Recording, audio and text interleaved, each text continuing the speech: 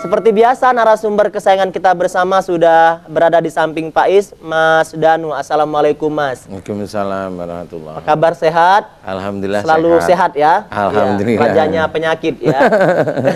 Dan tema kita pada pagi hari ini itu adalah maaf itu cinta. Sekali lagi, maaf itu cinta. Kami Mas Danu, maaf itu cinta. Apa ada hubungannya maaf dengan cinta, Mas? Alhamdulillah pasti ada ya, karena kalau kita ada interaktif dengan seseorang, umpama ada permasalahan, ada perselisihan ya, bukan saya ceritakan pertengkaran, permusuhan katakanlah ya. Perselisihan lah.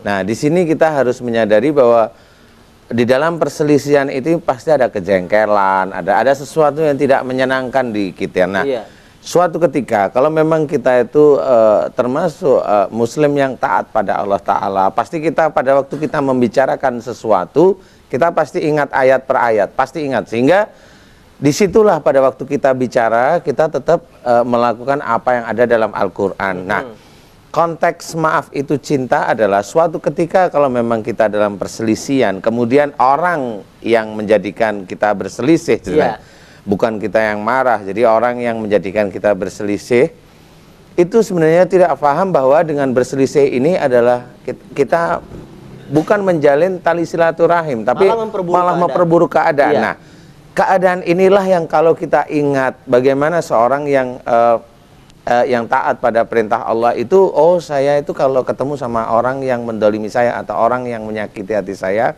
harus memaafkan. Nah, pada waktu beliau itu mau memaafkan, dia pasti ingat ayat sebenarnya. Nah, di apa itu ayatnya itu?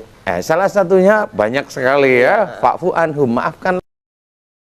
Kalau kita didolimi, bukannya kita mau balas, walaupun boleh. Iya. Meskipun kita mampu untuk membalas konteksnya. Meskipun kita ada kesempatan, tapi sebenarnya intinya adalah bagaimana Allah menyuruh kita fa'fu anhum, maafkanlah mereka sebenarnya. Jadi karena kita itu cinta pada Allah Ta'ala, sehingga kita ingat ayat tersebut, sehingga inilah kita namakan bahwa seorang yang memaafkan seseorang lain, itu adalah ada rasa cinta orang tersebut kepada orang lain, karena dia tidak ingin berselisih. Adanya silaturahim, menjaga ketentraman. Kalau tidak cinta ya sudah, cerai saja baik-baik gitu. Tidak usah dimaafkan.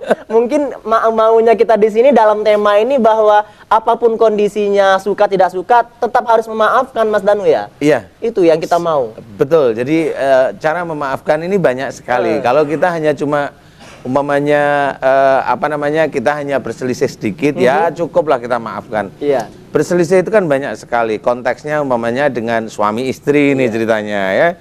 Kalau suami istri biasanya ini berselisih itu pasti ya, hampir setiap saatnya. Kemudian berselisih ini prinsipil tidak. Nah, kan gitu ya. Kalau hanya berselisih yang sepele, mamanya suaminya ngeletakin sandal itu selalu lupa, dia harusnya di situ di sini.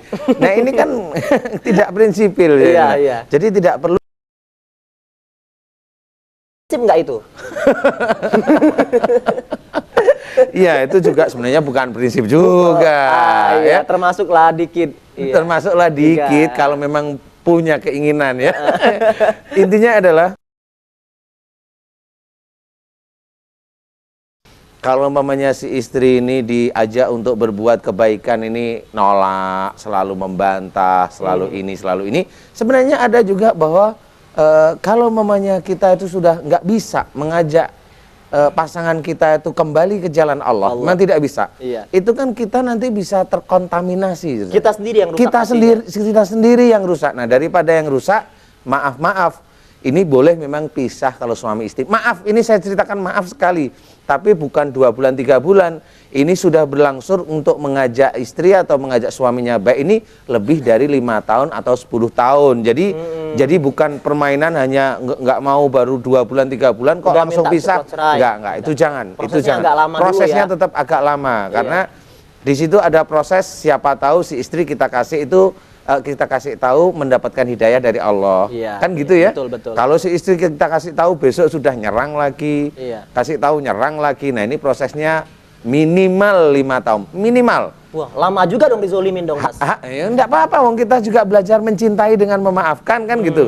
Tapi kalau memang sulit, silahkan mau gimana, serahkan pada yang tahu. Baik pemirsa, bagi Anda yang ingin bergabung bersama kami, silakan hubungin kami di line telepon seperti yang tertulis di layar kaca, atau boleh kirimkan SMS Anda. Caranya ketik hati spasi pertanyaan, kirimkan ke 9388. Mungkin ada di antara Anda yang sampai sekarang masih menyimpan amarah, emosi, bahkan dendam kusumat yang berkepanjangan, sehingga bukan orang yang kita hukum, tapi justru kita sendiri yang menghukum diri kita sendiri, ya Mas ya. Ujung-ujungnya kita sendiri yang berdosa di hadapan Allah Subhanahu wa taala. Nah, Mas, kalau kita menemukan di lapangan ada orang yang sangat sulit sekali memaafkan, Mas.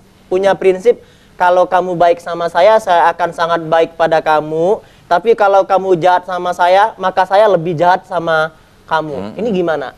Ya, Punya prinsip sebenarnya begitu. kalau orang punya prinsip ini, saya juga tidak tahu ini prinsipnya dari mana ya.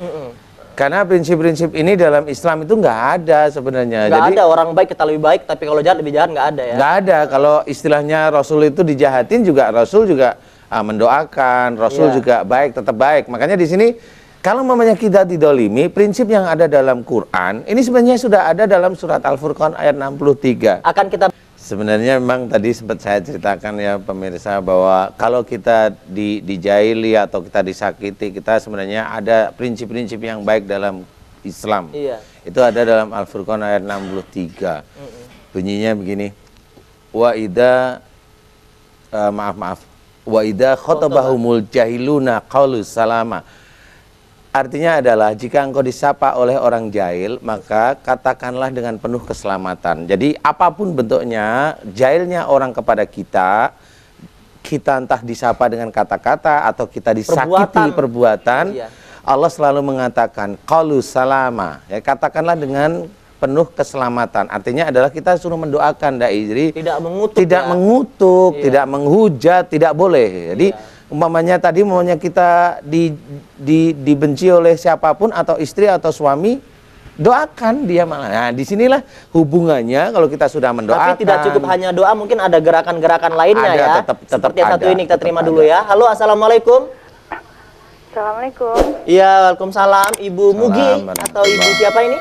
Iya, Ibu Mugi. Ibu Mugi ya. Di Jakarta atau Tangerang, Bu? Cikarang? Jakarta. Di Jakarta. Silakan Ibu Mugi dengan Mas Danu langsung. Ya. Assalamualaikum warahmatullahi. Waalaikumsalam warahmatullahi. Pak Danu. Iya. Saya ini mempunyai keluhan sakit ini loh, kaki dari paha ke bawah itu sakit. Ini ya pegel gitu loh. Iya. Habis nendang meja apa gimana, Bu? Nyangkul. Pegel-pegel gitu, nanti kalau dibuat jongkok, kalau bangun itu sakit. Oh gitu. Sebelah kanan, sebelah kiri Bu sakitnya, maaf. Ini semua. Oh, dua-duanya ya. Tapi yang sering sakit banget tuh sebelah kanan. Yang paling sering sebelah kanan ya. Iya. Sekarang kondisinya sakit, Bu.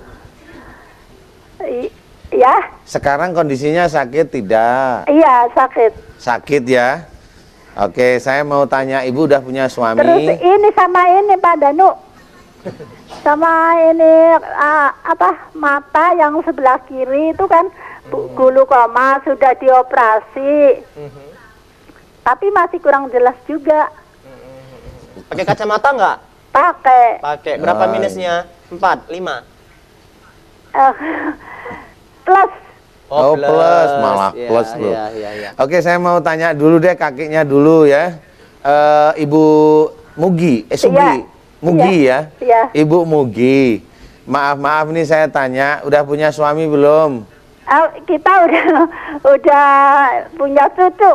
Oh, udah cucu. Iya. Ya, ini suaranya kayak gadis-gadis gitu masalahnya. Bisa aja kayak bisa nerawang. Iya, nerawang salah tapi ini.